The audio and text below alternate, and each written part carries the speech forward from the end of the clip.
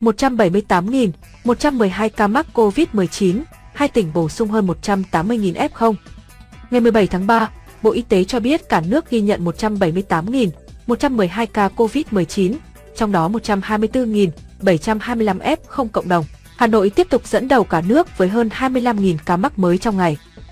Tính từ 16 giờ ngày 16 tháng 3 đến 16 giờ ngày 17 tháng 3, trên hệ thống quốc gia quản lý ca bệnh COVID-19 ghi nhận 178.112 ca nhiễm mới, trong đó 3 ca nhập cảnh và 178.109 ca ghi nhận trong nước, giảm 2.443 ca so với ngày trước đó tại 63 tỉnh thành phố, có 124.725 ca trong cộng đồng. Hà Nội đứng đầu cả nước với 25.311 F0, tiếp đó là Nghệ An 10.511, Lào Cai 9.574, Phú Thọ 7.867, Bắc Ninh 5.020, Lạng Sơn 4.869, Hải Dương 4.856, Thái Nguyên 4.835, Đà Lạt 4.592, Tuyên Quang 4.389, Bình Dương 4.264, Hưng Yên 3.971, Vĩnh Phúc 3.870, Hòa Bình 3.844, Cà Mau 3.747, Sơn La 3.699, Gia Lai 3.620, Quảng Bình 3.565, Thái Bình 3.157, Bắc Giang 2.985, Yên Bái 2.977, Bình Định 2.955, Điện Biên 2.945, Quảng Ninh 2.885, Cao Bằng 2.880, Lâm Đồng 2.861, Hải Phòng 2.844, Bến Tre 2.734, Quảng Trị 2.417, Thành phố Hồ Chí Minh 2.369, Lai Châu 2.279, Nam Định 2.265, Ninh Bình 2.260, Hà Nam 2.160, Bình Phước 1.987, Tây Ninh 1.986, Vĩnh Long 1.952, Hà Giang 1.920, Bắc Cạn 1.639, Khánh Hòa 1.382, Bà Rịa, Vũng Tàu 1.270,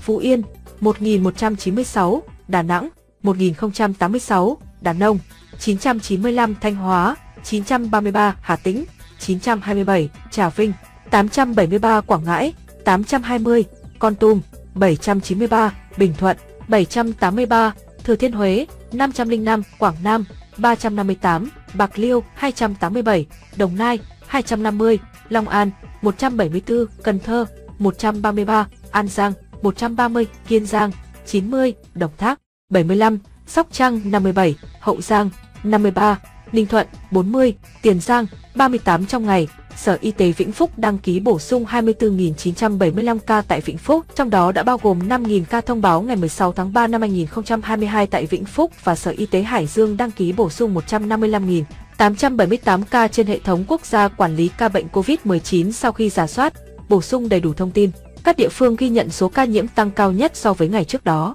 Lào Cai tăng 4.764 ca, Hải Phòng tăng 2.844 ca, Gia Lai tăng 1.542 ca. Trung bình số ca nhiễm mới trong nước ghi nhận trong 7 ngày qua là 171.446 ca ngày. Kể từ đầu dịch đến nay, Việt Nam có 7.174.423 ca nhiễm, đứng thứ 20 phần 225 quốc gia và vùng lãnh thổ. Trong khi với tỷ lệ số ca nhiễm 1 triệu dân, Việt Nam đứng thứ 130 phần 225 quốc gia và vùng lãnh thổ. Bình quân cứ 1 triệu người có 72.595 ca nhiễm. Trong đợt dịch thứ 4, từ ngày 27 tháng 4 năm 2021 đến nay, số ca nhiễm ghi nhận trong nước là 7.166.780 ca, trong đó có 3.683.171 bệnh nhân đã được công bố khỏi bệnh. Các địa phương ghi nhận số nhiễm tích lũy cao trong đợt dịch này: Hà Nội 916.456, Thành phố Hồ Chí Minh 577.598, Bình Dương 353.583, Nghệ An 315.448, Bắc Ninh 247.391. Về tình hình điều trị, trong ngày có 135.683 bệnh nhân được công bố khỏi bệnh, nâng tổng số ca được điều trị khỏi lên 3.685.988 ca. Số bệnh nhân nặng đang điều trị là 4.435 ca, trong đó thở oxy qua mặt nạ 3.503 ca, thở oxy dòng cao HFNC 486 ca, thở máy không xâm lấn 115 ca, thở máy xâm lấn 325 ca, ECMO 6 ca về số bệnh nhân tử vong. Từ 17 giờ 30 phút ngày 16 tháng 3 đến 17 giờ 30 phút ngày 17 tháng 3 ghi nhận 76 ca tử vong tại Hà Nội 7, Đồng Nai 6, Nam Định 5, Gia Lai 4, Hải Dương 4, Kiên Giang 4, Phú Thọ 4, Quảng Ninh 4, Bình Thuận 3, Hòa Bình 3 ca trong 2 ngày, Khánh Hòa 3, Lạng Sơn 3, Bà Rịa, Vũng Tàu 2, Bạc Liêu 2, Quảng Bình 2, Thái Nguyên 2, Thành phố Hồ Chí Minh 2, Trà Vinh 2, Bắc Giang 1, Bắc Cạn 1, Bình Dương 1, Cà Mau 1, Cần Thơ 1, Đà Nẵng 1, Hà Giang 1, Hà Nam 1, Lâm Đồng 1, Nghệ An 1, Ninh Bình 1, Sóc Trăng 1, Tây Ninh 1, Thái Bình 1. Trung bình số tử vong ghi nhận trong 7 ngày qua là 75 ca ngày. Tổng số ca tử vong do Covid-19 tại Việt Nam tính đến nay là 41.683 ca, chiếm tỷ lệ 0,6% so với tổng số ca nhiễm. Đến nay, ca tử vong do Covid-19 tại Việt Nam xếp thứ 24 phần 225 vùng lãnh thổ, số ca tử vong trên 1 triệu dân xếp thứ 128 phần 225 quốc gia, vùng lãnh thổ trên thế giới. So với châu Á, tổng số ca tử vong xếp thứ 6 phần 49, xếp thứ 3 ASEAN.